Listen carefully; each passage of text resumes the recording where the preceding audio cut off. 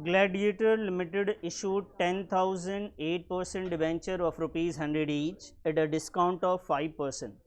तो इसमें डिबेंचर देखिए बेटा 10,000 है, 8% डिबेंचर है और ये डिस्काउंट पे इशू किया जा रहा है, वो भी 5% के। आगे लिखा हुआ बेटा रिडीमेबल एट अ प्रीमियम, और इसे रिडीम करेंगे 5% के प्रीमियम पे। तो इसका मतलब ये डिस्काउंट पे इशू हो रहा है और रिडीम किस पे हो रहा है, प्रीमियम पे। तो ये भी एक लॉस होता है और डिस्काउंट भी क्या होता है, तो टोटल लॉस कितना हुआ, 10% हो गया ये। Along with the application money, सारे पैसे एप्लीकेशन के साथ ही आ रहे हैं। It had a balance of ₹70,000 security premium reserve and 50,000 in capital reserve. इनके पास पहले से SPR है और कैपिटल रिजर्व भी है। The debentures were fully subscribe and amounts were duly receive, pass the necessary journal entries for issue of debentures. हमें issue of debenture for writing off loss on issue of debentures की journal entry करनी। तो पहले हम लोग ना issue of debentures की journal entry करेंगे, उसके बाद रेटिंग ऑफ की करेंगे। क्लियर है? अगर हम बात करें तो जर्नल एंट्री में सबसे पहली एंट्री होगी एप्लीकेशन के रिसीव की। तो लिखेंगे bank account debit two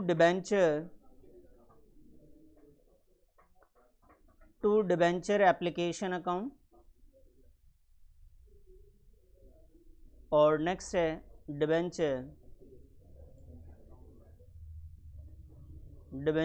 application account debit to 8% debenture account. तो पहले यहाँ तक की चीज़ों को लिखने की कोशिश करते हैं। इधर ध्यान देना बेटा, जिनको भी कम समझ में आ रहा है प्लीज़ इधर ध्यान देना। देखिए नंबर ऑफ डिबेंचर अपने पास है 10,000, क्योंकि 100 में 5% का डिस्काउंट था, तो 5% का डिस्काउंट 100 का 5 रुपये होता है। इसका मतलब कि जो पैसा आएगा वो आफ्टर डिस्काउंट 95 आएगा। तो ये तो वैल्यू हो गई जी 95 के हिसाब से लिख लेंगे हम 9,50,000, और जितना अमाउंट ये होता है ना उतना ही अमाउंट इसको भी लिखा जाता है, ये भी याद होगा आपको, 9,50,000। और फिर यहाँ पे क्या आता है हमारे लिए बेटा, डिस्काउंट भी आता है और प्रीमियम की वजह से।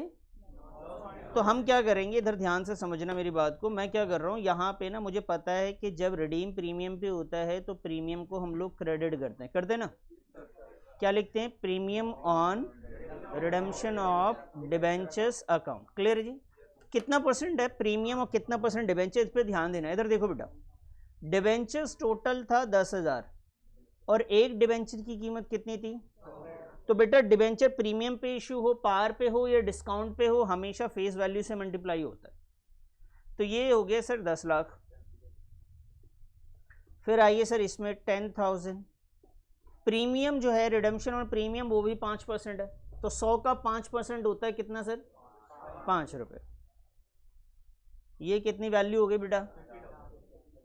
अब देखिए ऊपर में क्या लिखते हैं, याद है आपको,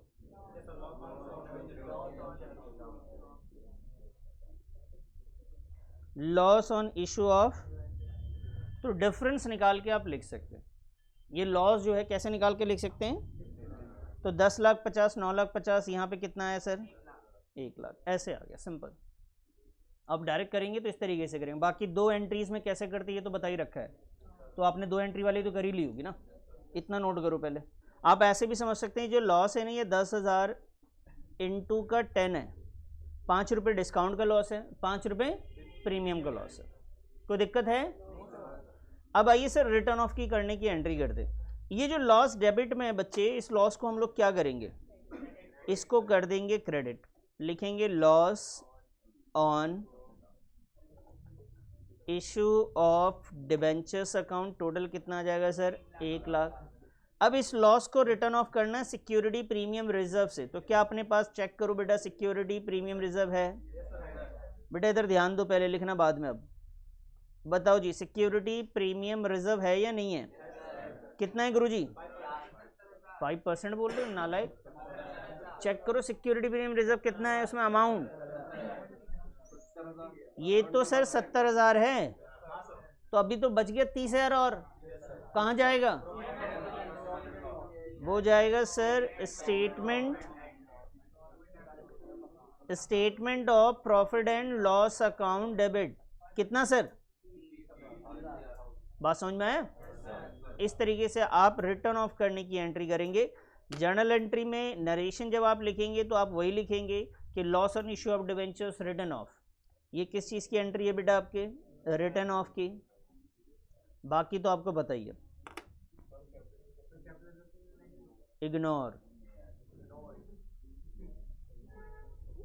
यहाँ तक क्वेश्चन आता है जर्नल एंट्री कीजिए, बहुत अच्छी बात है, लेकिन एग्जाम में कई बार आ जाता है ये loss on issue of debenture जो है उसका अकाउंट भी बना के दिखाइए। जैसा अभी के प्री बोर्ड में जब आपका एग्जाम हुआ तो उसमें ये क्वेश्चन आया था कि loss on issue of debentures account का अकाउंट बना के दिखाइए। तो कैसे बनाएंगे इसका अकाउंट? अकाउंट का मतलब वही वो फॉर्मेट जो बचपन में बनाते थे अकाउंट के लिए, वो उसको फॉलो करना है। तो देखते हैं एक बार कैसे बनाते हैं। ये फॉर्मेट है लेजर का अकाउंट, मतलब कोई अकाउंट बनाते हैं जिसे लेजर कह सकते हैं आप। तो loss on issue of debentures का आप अकाउंट बनाएंगे, डेट पर्टिकुलर अमाउंट का ये फॉर्मेट आप फॉलो करेंगे। तो पहले आप इतना बना लीजिए, फिर मैं आपको सिखाता हूँ लेजर पोस्टिंग, जो कि आपने 11th में पढ़ी थी कि भाई जर्नल से लेजर कैसे बनाया जाता है। जर्नल एंट्री है और जर्नल एंट्री से हमें लेजर अकाउंट यानी अकाउंट बना रहे हैं हम लोग। अकाउंट बनाते वक्त ये ख्याल रखना है कि जिसका आप अकाउंट बना रहे हो उसको जर्नल एंट्री में ढूंढना होता है। एग्जाम में पॉसिबल है कि वो डिवेंचर्स का भी अकाउंट पूछ सकते हैं आपसे, loss and issue of debentures का ही पूछ सकते हैं। तो loss and issue of debentures अगर इसमें देखेंगे तो जर्नल एंट्री में नहीं है, यहाँ पे है। ये लॉस हमारा डेबिट हो रहा है, इसका ये मतलब है कि ये 1 लाख को जाकर हमें डेबिट साइड लिखना है। Loss on issue of debentures अगर डेबिट है तो इसको हमें किस साइड जाके लिखना है सर? डेबिट साइड लिखना है। लेकिन कंडीशन ये है कि जब आप डेबिट में लिख रहे होते तो नेम हमेशा क्रेडिट वाले अकाउंट का लिख रहे होते। अब क्रेडिट में 8% डिवेंचर भी है और क्या लिखा हुआ है, तो ये दोनों नाम लिखने पड़ेंगे। समझ पा रहे हैं आप?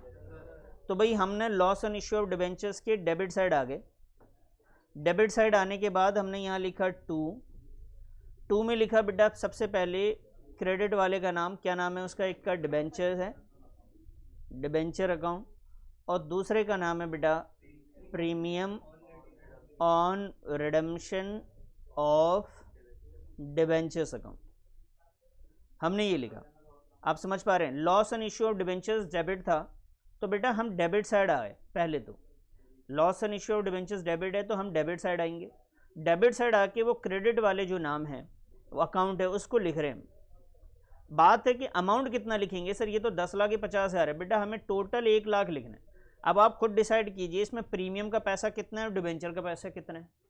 तो इसमें प्रीमियम वाला जो अमाउंट है बेटा, हाँ जी, प्रीमियम वाला जो अमाउंट आप यहाँ से देख सकते हो 50,000 है, तो प्रीमियम के सामने 50 लिख देंगे। तो डिस्काउंट वाला जो अमाउंट है यानी डिबेंचर्स वाला अमाउंट है 8%, ये कितना बचेगा? ये भी 50 है बेटा। टोटल ये इस 1 लाख से ज़्यादा नहीं लिखना है। Loss on issue of debentures debit है तो डेबिट साइड जाएंगे, क्रेडिट में 8% डिबेंचर है वो लिख देंगे, प्रीमियम रिडम्पशन है वो लिख दिया, अमाउंट इन दोनों में से प्रीमियम का पहले लिखेंगे, दूसरा बैलेंस खुद ही आ जाएगा। क्लियर है सर? एक तो आपने यहाँ पे एंट्री में ढूंढ लिया था, इस एंट्री में भी क्या loss on issue of debenture है? किधर है सर? कौन सी साइड जाएंगे फिर? भाई इसमें एंट्री में है या नहीं है? कहाँ है? क्रेडिट साइड में है, तो इसके अकाउंट में भी आपको क्रेडिट साइड में जाना पड़ेगा। लेकिन क्रेडिट साइड में जाएंगे तो लेकिन लिखेंगे किसका नाम? डेबिट का। तो डेबिट में 2 नेम है, एक है statement of profit and loss account और दूसरा नाम बेटा सिक्योरिटीज प्रीमियम रिजर्व। अच्छा, कई बार आप सिक्योरिटी प्रीमियम लिखना चाहें तो वो भी लिख सकते हैं, सिक्योरिटी प्रीमियम रिजर्व भी लिखा जाता है, सिक्योरिटी प्रीमियम भी लिखा जाता है। अमाउंट की बात करें तो स्टेटमेंट में है 30,000, सिक्योरिटी प्रीमियम रिजर्व कितना है सर? 70,000। अब ये दोनों साइड इक्वल ही आना चाहिए, तो ये आ गया सर 1 लाख, ये भी 1 लाख। अब पता है क्या, इस क्वेश्चन में ना डेट नहीं था। अगर डेट मेंशन होता, इशू की डेट होती, रिटर्न ऑफ की डेट होती, तो आप उस डेट को भी साथ में यहाँ पे लिख रहे होते। आगे अच्छे से समझ में बेटा, ये बहुत ज़्यादा इंपॉर्टेंट है, एग्जाम में कई बार ये क्वेश्चन आता है, नोट कर लीजिए इसको।